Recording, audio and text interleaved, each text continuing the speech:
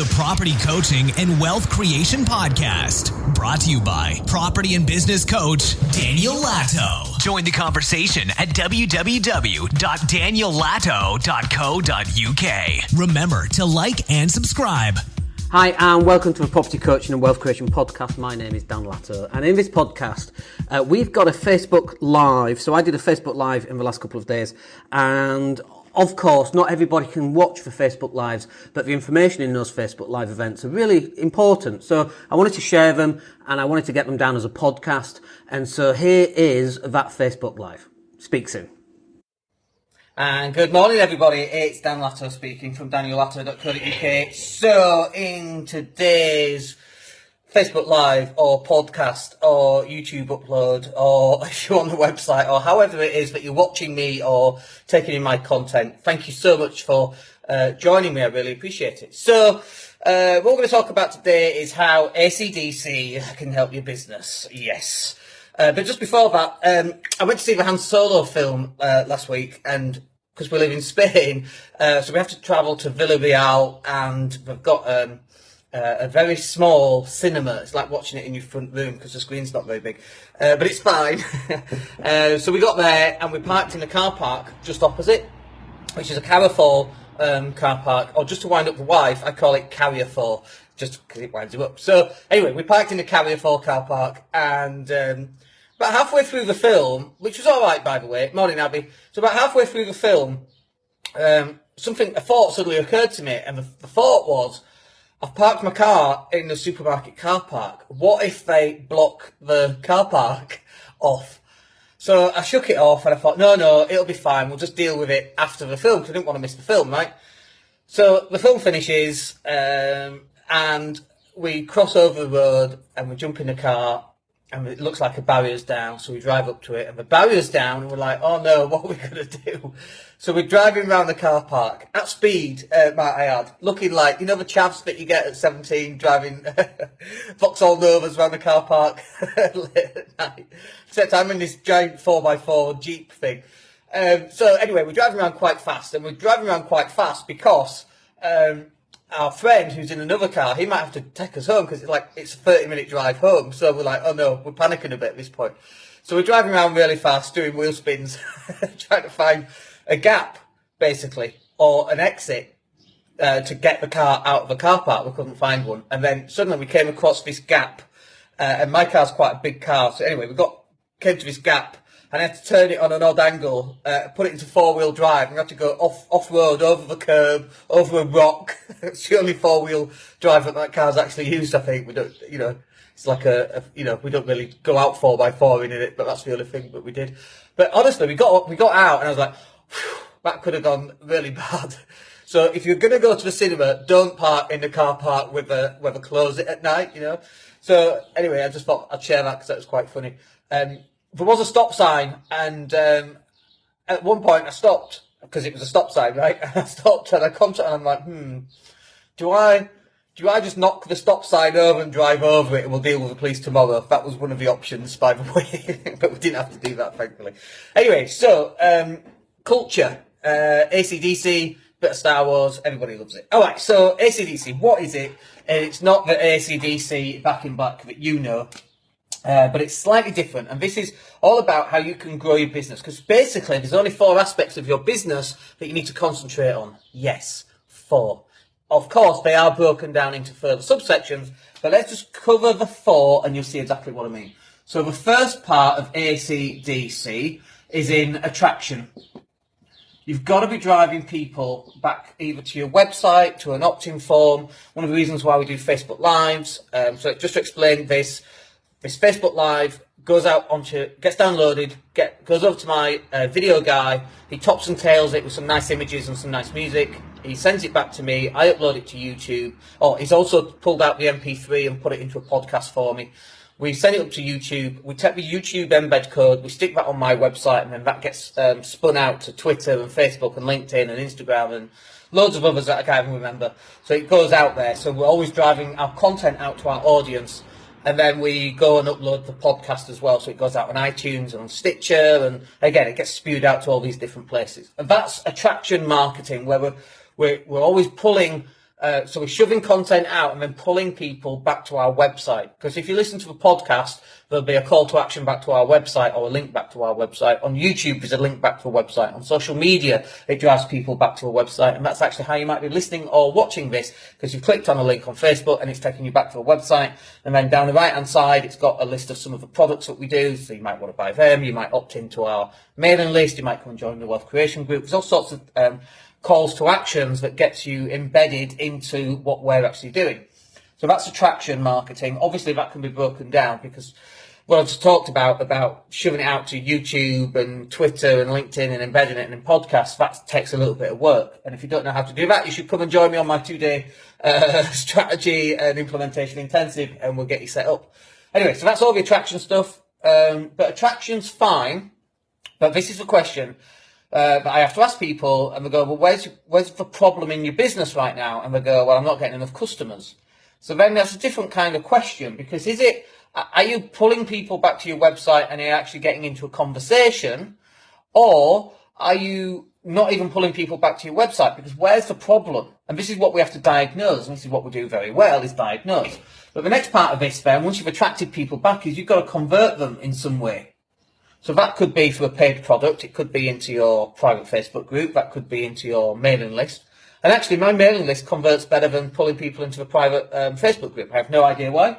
It just does. I think people may be overgrouped. I don't know. People are trying to reduce notifications on Facebook. And anyway, on a group, you only get, a small percentage of people ever only see what you post anyway, because there's so much content going through now. So that's one of the problems. And actually, because there's so much content going through, you've also got to create a shit ton of content in order to stand out. Because if not, everyone else is creating content and you're not. Everyone else is standing out and not you. So where's the problem in your business? Are you driving people back to an opt-in form, but then it's not converting? Are you on a phone call like we do strategy sessions, and we either close people on that or we don't? And if not, well, what's the problem? What did we miss out? So what's your conversion mechanism? So the first part is attraction, you've got to pull people back. The second part is you've got to convert them into customers of some kind. The next part then is in delivery, can't spell it, in the delivery of your product. How do you deliver the product? So we deliver the product by people coming out to Villa, or by doing coaching sessions. When we do coaching sessions, it's just me and you on a board, which is really cool. And you get to see me and I get to see you. Rather than just on Skype. We used to do just audio Skype, but actually this is much better, because then you can see if people are paying attention, and we can do the old NLP stuff and all that kind of thing. So, so how are you delivering your product? Because actually it could be that you're great at attraction, you're great at converting, but you're rushed off your feet, and so you've got a delivery problem. You're overwhelmed with all the work that you've got going on, and you can't outsource it because no one's as good as you. And that's a limiting belief, by the way, and a training issue for the staff. That's the bit that you might need to focus on. Okay, so once you've delivered the product, the next bit then is accountability. Now, actually, it should be accountability, but it doesn't work with the A.C.D.C pun, so that's why we kept it. So it's accountability.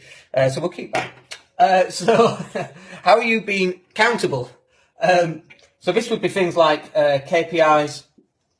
KPI is a key performance indicator, so that would be like, let's just do this. So you've got 100 leads or 100 people going to your website, you convert 1% of them, you deliver, that's fine. So that's your API, 1% of 100. So if you're driving 200, then you're going to get 2 conversions. If you're going to drive 1,000 people, you're going to get 10 conversions. But there's other KPIs, like how many Facebook Lives have you done? How many podcasts have you put out? How does that fit with your plan, your goal on your social media plan? So on my spreadsheet, I've got a list of SEO terms, stuff that we want to rank for, SEO wise. We've also got Facebook Lives, podcasts, and so how many of those do you want to do each month or each week or each day?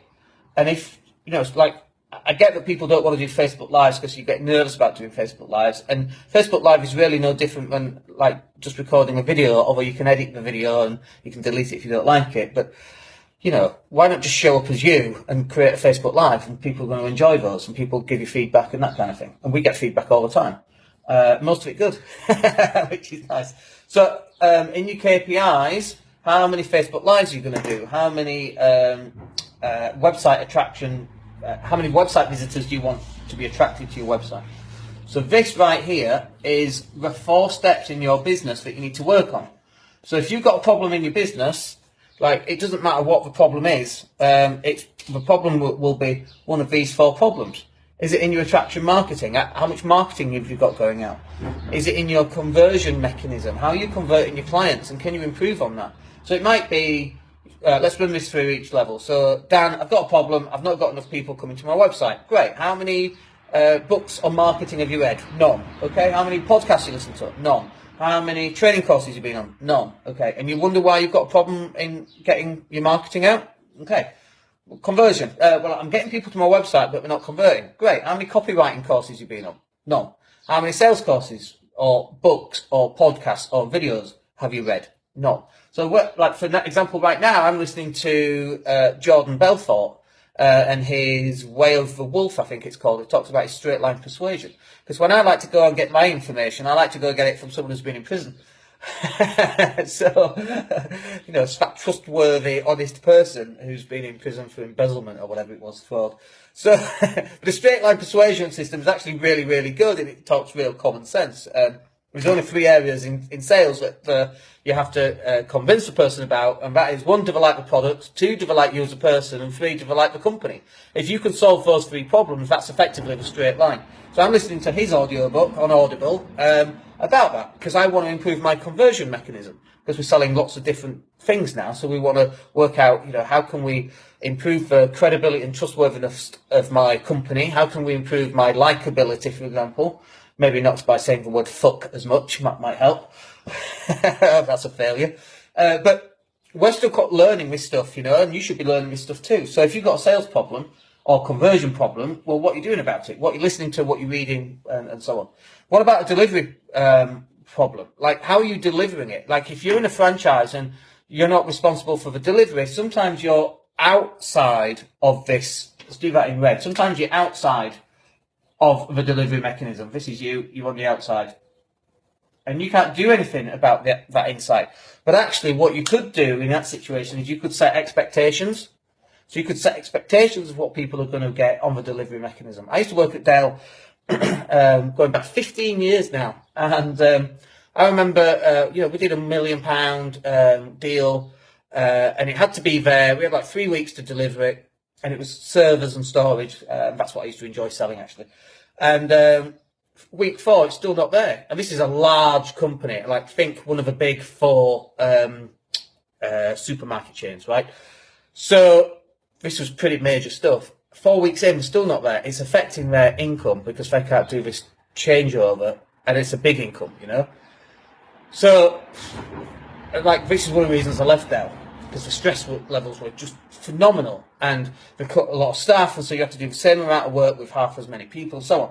But so we had to go in, and knowing that Dell was likely to be late on the next shipment, I had to go in and start setting expectations, getting them just to slow it down in not so obvious way that that's what I was doing. And it worked, okay? It worked the second time around, the third time around. And then, as I moved forward with other clients, I knew that some of the stuff was going to be late. So it's like, okay, let's just slow it down. Let's move those timescales back, shall we? And then we've got a buffer. And it taught me to put buffers in place as well. So we could set expectations on delivery. But if this is yours and you're running around like a blue-ass fly, not that blue-ass flies run around a lot, I guess they fly, you've got to work out what can you do to plug this delivery problem. Is it setting expectations? Is it taking on less customers and putting your prices up? Is it changing the delivery mechanism? So, you know, instead of doing one-on-one, we might do group coaching, for example, or instead of doing one-on-one over Skype or over Facebook or whatever, we might bring people out to a villa and run a small group of 4 or 5 people. So we can change the delivery mechanism. You know, instead of someone coming over for 2 days on their own, why not get 5 people, bring the price down a little bit, and share the love with 5 people so that I can then deliver to more people the same content effectively. So you just got to work out what is that delivery. And the accountability is really easy because you've either got it or you haven't. So what are your KPIs? And if you don't know, let's mix them up. How many LinkedIn contacts have you got? Let's say you've got 10,000. Can we get you to 11,000 by the end of June? And if so, what's the mechanism for doing that? Let's get another one. let's put a money one in there. Let's say you want £4,000 a month when right now you want £3,000. Okay, what can you do to get that extra £1,000? What's the easiest way for you to drop a grand? Is it 10 people at £100? Is it one person at £1,000? Is it 100 people at £10? What does that matrix look like?